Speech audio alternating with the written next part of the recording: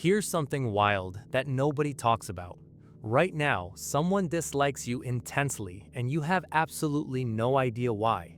You didn't insult them, you didn't steal from them, you didn't do anything wrong, but they see your face and something inside them twists. And here's what's crazy, it's happening to you more than you think. I spent years trying to figure out why certain people just didn't like me. I'd replay conversations, analyze interactions, apologize for things I didn't even do. Then I discovered something that changed everything. Over 3 million people have learned these 5 psychological reasons why strangers and even friends suddenly turn on you, and it has nothing to do with your actions. Stick around because once you understand these 5 reasons, you'll stop blaming yourself for other people's issues. And reason number 5 is the most brutal one. It's the thing they'll never admit, but it's destroying them from the inside. Here's what psychology reveals. Humans don't hate randomly. There's always a trigger. But here's the twist. The trigger isn't what you did, it's what you represent, what you remind them of, what you make them feel about themselves. Think about it like this. You're walking around just living your life, and your mere existence is holding up a mirror to someone else's failures, fears, and regrets. You're not doing anything to them, but your presence alone makes them confront something they've been avoiding.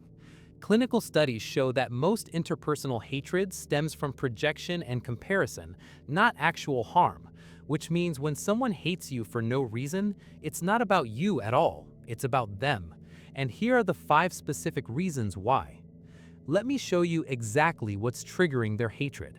Reason 1. You stopped playing small. Most people live their entire lives trying to blend in. Don't stand out too much, don't speak too loud, don't want too much, don't shine too bright. It's safer that way. Less judgment, less risk, less danger. But then you stopped following that script. You started speaking up in meetings. You started posting about your achievements. You started taking up space without apologizing for it. You started being visible. And that visibility makes certain people deeply uncomfortable, because when you stop playing small, you're breaking an unspoken social contract. The contract that says we all stay mediocre together so nobody feels bad about themselves. Here's the psychology behind it. When you expand, people who are still shrinking feel exposed. Your courage highlights their cowardice. Your boldness highlights their fear. And instead of being inspired, they get angry.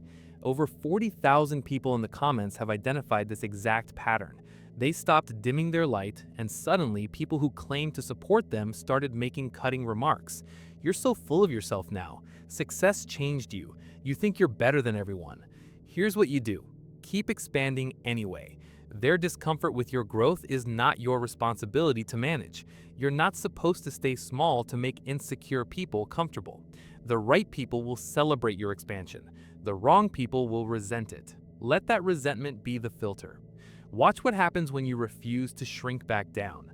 Within weeks, the people who hated your growth will either adjust or disappear, and both outcomes clear your life of dead weight.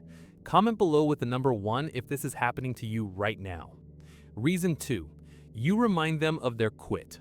Everyone has something they gave up on, a dream they abandoned, a goal they stopped chasing, a version of themselves they stopped trying to become, and they've made peace with that quit. They've convinced themselves it was the right choice, the only choice, the smart choice.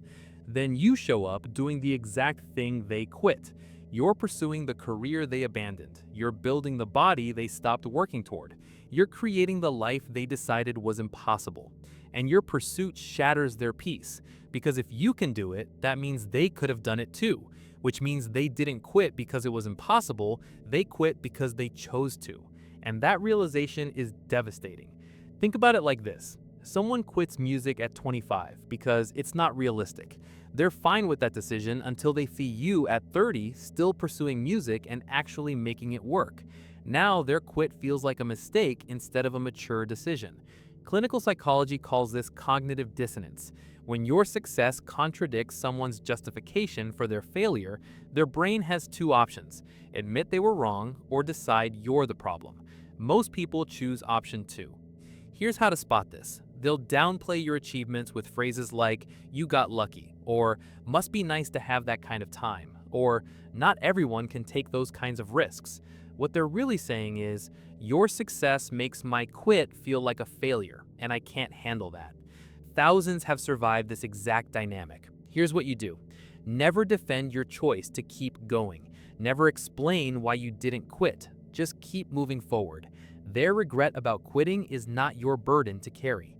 Watch their faces when you hit your next milestone. Some will finally feel inspired to restart. Most will just get angrier. Let them. You're not responsible for soothing people's regret about their own abandoned dreams. Drop a comment with number 2 if someone's treating your persistence like a personal attack. Reason 3. You stopped performing their script. Here's what most people don't realize. Everyone has a script for you in their head. A role they've assigned you. The funny one, the responsible one, the one who always says yes, the one who always listens to their problems, the one who makes them feel important. And as long as you perform that script perfectly, they like you. But the second you deviate, the second you change your lines or refuse your role, they turn on you viciously. Psychology shows that people resist change in others more than they resist change in themselves, because when you change, it disrupts their entire social ecosystem. Suddenly, they have to adjust. They have to see you differently. They have to rewrite their script, and they don't want to. So instead of accepting your evolution, they try to force you back into your old role. Here's the pattern. You've always been the friend who gives advice. So when you set a boundary and say, "I can't talk right now," they get offended. You've always been quiet. So when you start voicing opinions, they say you're being difficult. You've always been available. So when you prioritize yourself, they accuse you of changing. But here's the truth bomb. You did change. That was the entire point. The version of you that performed their script wasn't even fully you.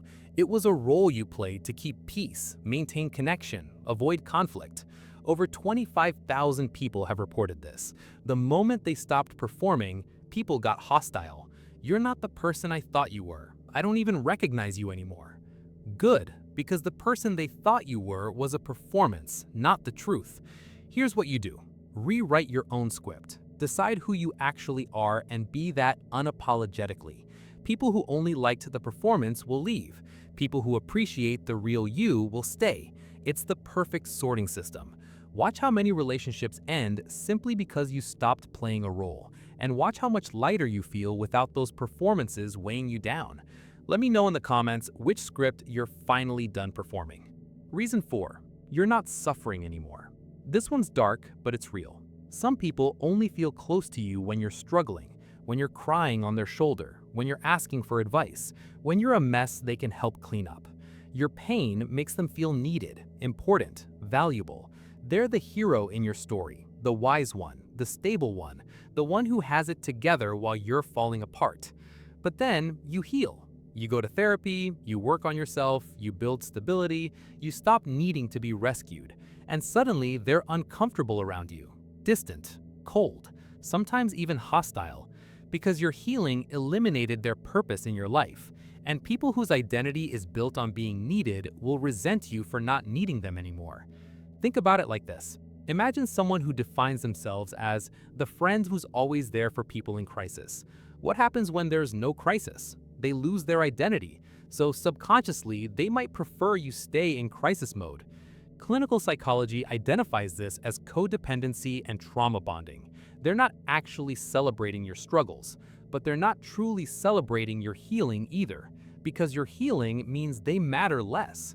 Here's the test. Share good news with them. Watch their reaction. Do they genuinely light up, or do they find a way to undercut it, redirect to their own struggles, or point out potential problems? Over 18,000 people have cut off these emotional vampires.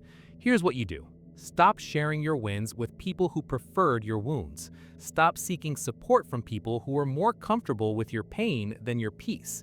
Find people who celebrate your healing as loudly as they supported your hurt. Those are your real ones. Drop a like if you've outgrown the people who only liked you broken. Reason 5. You have what they want, and they believe they can't have it. This is the most brutal one, and it's the one people will never ever admit out loud, but it's destroying them quietly.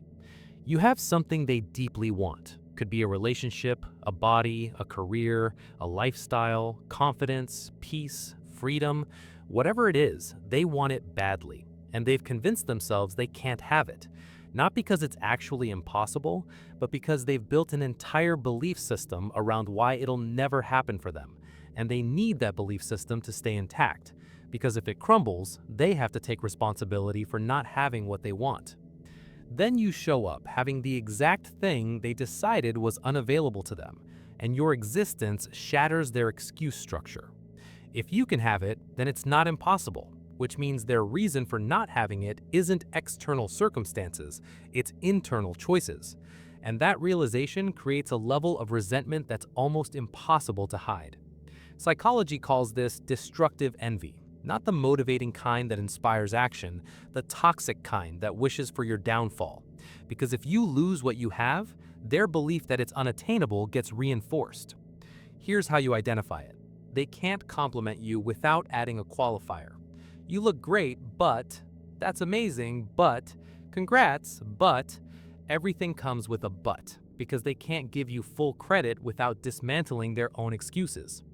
Over 50,000 people have experienced this venom. Here's what you do. Absolutely nothing.